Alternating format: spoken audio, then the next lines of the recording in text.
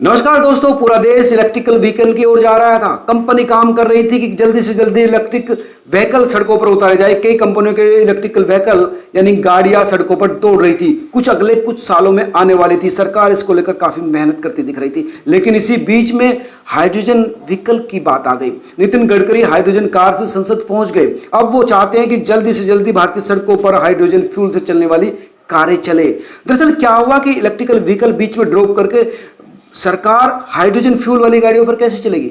Hydrogen fuel का क्या फायदा है, क्या नुकसान है, और ये क्यों जरूरी है, और इसकी कितनी कॉस्ट होगी और कितना रिस्क होगा, ये सब मैं आपको बताता हूं। दरअसल इलेक्ट्रिक व्हीकल का आपको जानकारी पहले से ही पता होगी कि इलेक्ट्रिक व्हीकल वो व्हीकल होते हैं, जो गाड़ियां होती है जिसमें लिथियम बैटरी होती है, जिसको चार्ज किया जाता है, उसके बाद उससे मूवमेंट की जाती है।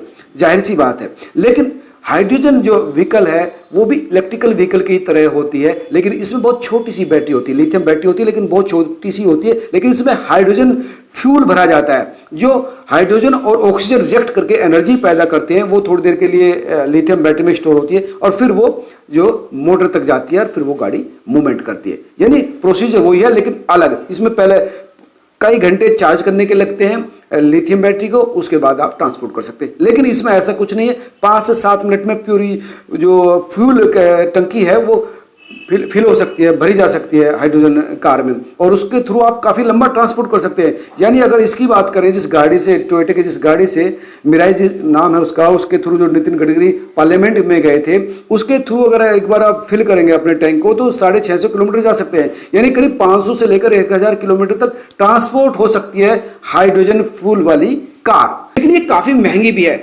महंगी इस वजह से है क्योंकि इसका जो फ्यूल टैंक होता है वो काफ़ी मजबूत बनाना पड़ता है, क्योंकि हाइड्रोजन जो गैस है काफ़ी ज्वलनशील होती है, आग लगने की चांसेस होते हैं। इसलिए इसके फ्यूल टैंक को बहुत मजबूती से बनाया जाता है। इसके अलावा एक्चुअली ये गैस ना तो नेचुरल अवस्था में पाई जाती है जिस तरह से पेट्रोल डीजल पाया जाता है, इसको बनाया जाता है से तो बायोमास के थ्रू या फिर पानी को तोड़कर। आपको पता है कि जो पानी है H2O, जिसमें हाइड्रोजन और ऑक्सीजन होती है, उसको तोड़कर हाइड्रोजन गैस बनाया जाता है। और हाइड्रोजन गैस तोड़ने के लिए जो कैटलिस्ट का, उत्प्रेरक का, प्लेटिनम जैसे जो पदार्थ है, जो काफ़ी महंगे पदार्थ है, वो इसके तोड़ने के काम आते हैं और इसलिए इसकी कॉस्ट बढ़ भी जाती है। हालांकि नितिन गडकरी कह रहे हैं कि अगले 2 साल में भारत जो है ग्रीन हाइड्रोजन ट्रांसपोर्ट करने वाला, इंपोर्ट करने वाला जो है कंट्री बन जाएगा। यानी हम बहुत तेजी से ग्रीन हाइड्रोजन पैदा भी करेंगे और इसको लेकर काफ़ी पॉजिटिव है सरकार। और भारतीय सड़कों पर जो कार हैं वो दिखाई देने लगेंगी। हालांकि ये जो कार थी वो जापान की कार थी, उनका कहना था कि अगले कुछ दिनों में ये जो है